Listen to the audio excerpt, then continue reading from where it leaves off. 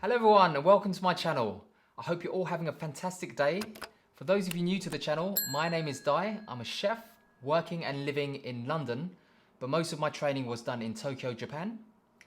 I'll be sharing with you all the tips, tricks, techniques and recipes that I've picked up along the way. So today I'm going to show you how to make these amazing pan-fried pork dumplings. If I can get the camera to zoom on them, if my hand would stop shaking. So these are very, very popular in Japan. They're really easy to make, so please give it a go. So they're sold normally in ramen restaurants. Also they're sold in izakaya style pub restaurants, street food markets, and also commonly eaten at home. That's enough of me blabbing on. Let's jump into the kitchen. Let's get cooking.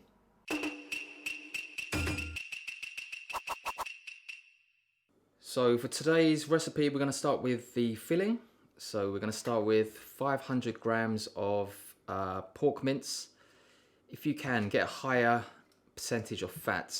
I mean, this one is quite lean, but as you know, the higher the fat, you're going to get more juiciness and also you're going to get more flavour. But this will do for today. So that's the pork mince.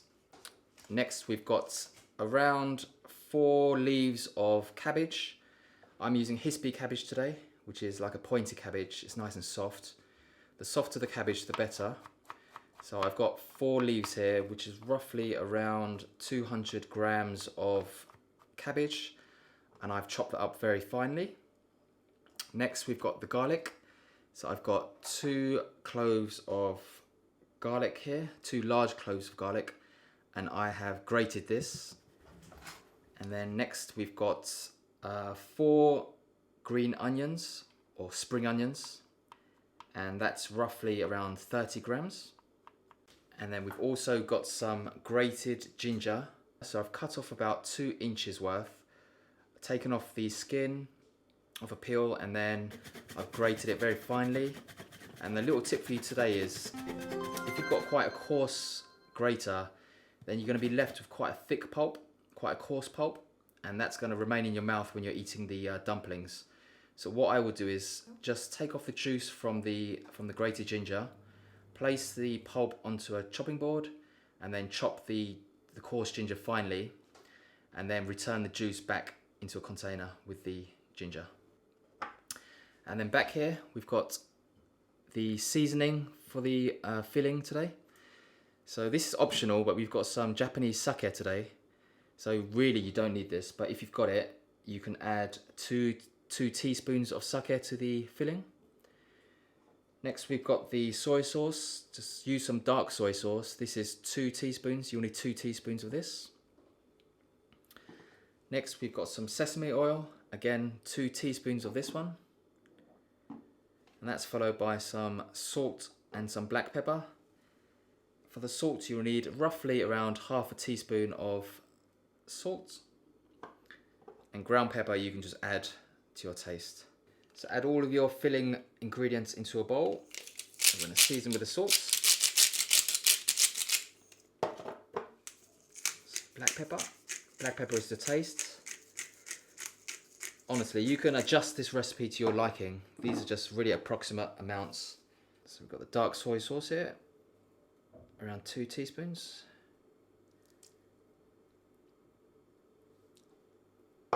Sesame oil, again 2 teaspoons. And finally, I've got some sake, again 2 teaspoons.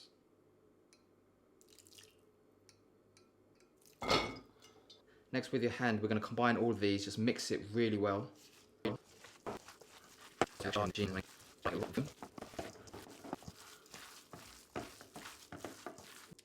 So these amounts and measurements of ingredients will give you around 45 gyoza dumplings, 45 to 50.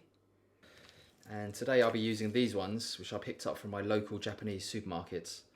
But you can use any gyoza style wrappers, which are obviously round. So I'll open these in a second. Also, you need a little bowl of water, just so that you can seal the wrappers. And don't forget, all of the ingredients today and the amounts are all going to be in the description box below. So once the filling's prepared, we can start making the gyoza dumplings now. So grab a skin and then use a spoon to grab some of your filling, like so. Obviously don't put too much in because you won't be able to seal the gyoza properly and it will split when cooking. And again, don't put too less in because it will be a really unfulfilling bite of gyoza. So around that much. And just dab your finger in the bowl of water and then come round. Make sure you touch all of the edges. I'm going to show you the easiest way now to seal these. There are more technical ways, I guess. This is the quickest way. Just come round, seal all of the edges as so, like so. And then just fold like so.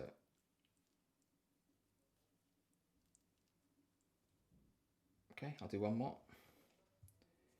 So grab your gyoza skin.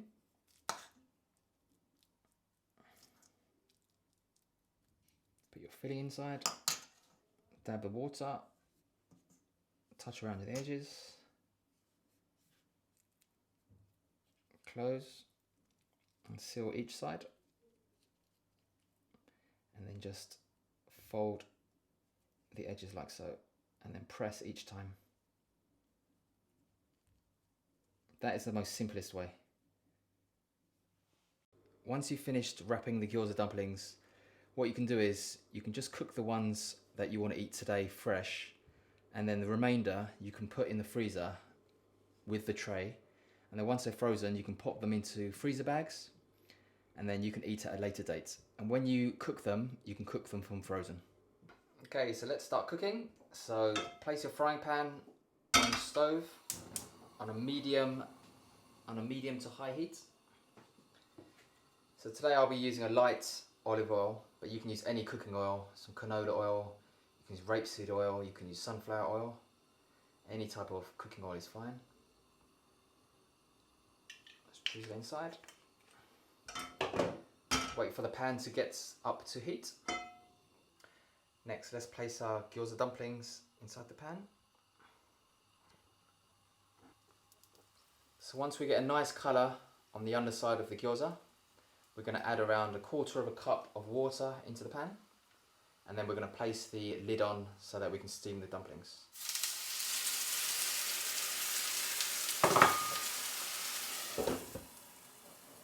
So after 2 or 3 minutes, the water should have disappeared. And at this point, you can add some sesame oil, around 1 teaspoon to the pan. You can see the water's evaporated now. Around one teaspoon.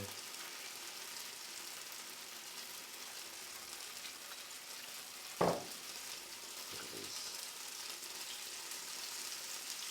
So once the dumplings are ready, we can place them onto a plate.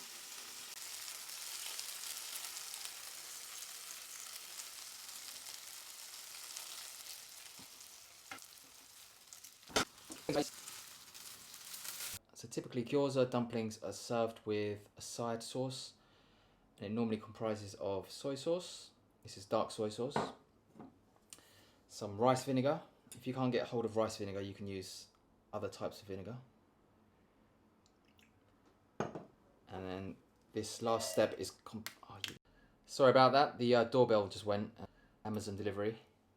So as I was saying, normally they're served with a side sauce of soy sauce, rice vinegar. As an option, you can add some chili oil. So as I like it spicy, I'll add a few drops of that in there.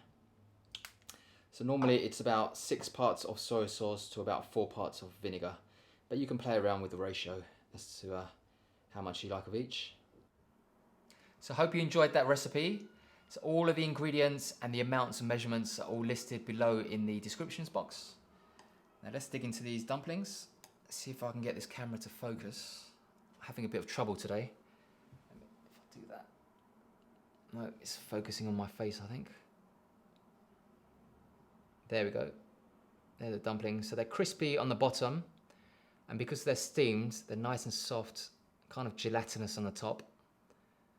So you get 2 textures in one dumpling. So what we're going to do is we're going to dip this into the sauce. So as I said before, this is the soy sauce, vinegar and chili oil sauce. It's still quite hot, so try not to burn my mouth.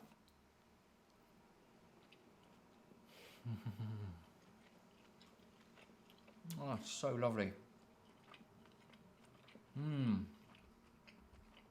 It's meaty. The garlic and the ginger really comes through. The sauce complements it perfectly because you've got the savoury soy sauce with all the umami, and it balances perfectly with the sourness, the tartness of the vinegar. Get another shot of this. I'll try and get this to zoom in this time. I'm really struggling today. There we go. Let me take a bite of that.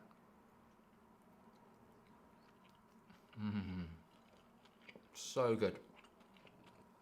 If you can see inside.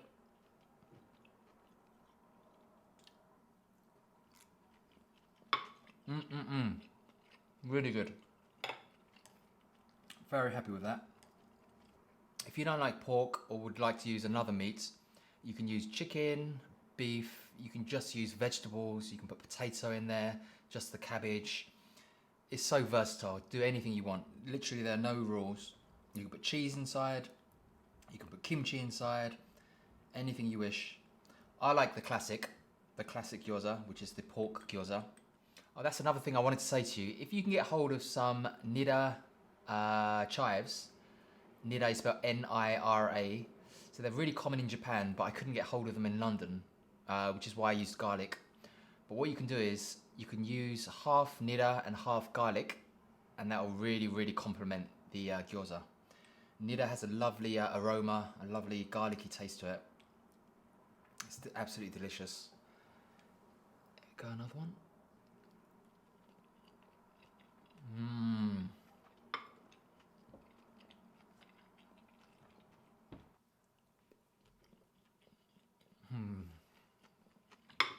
Super happy at how this has turned out. Boom.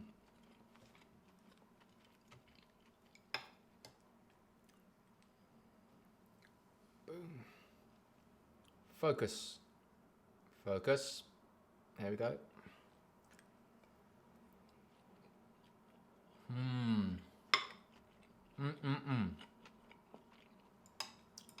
So good. Let's have one last one. Oh, look at that glisten. Nice and crispy, and nice and soft and juicy. Dunk, dunk.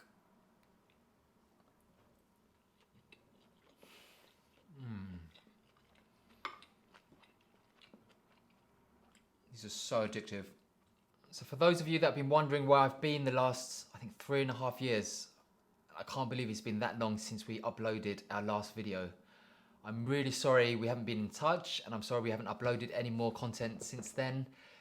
So my wife and I, we started our own Japanese restaurant around 3.5 years ago actually, in central London.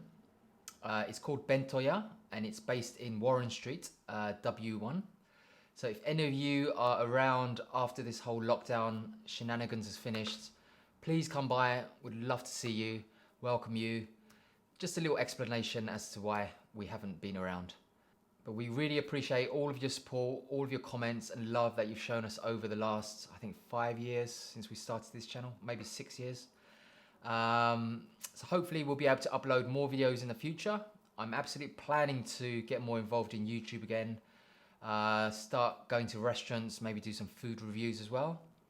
So if you enjoyed today's video, please give it a like. If you didn't like it, you can dislike it, that's fine. So until next time, take care. Bye-bye.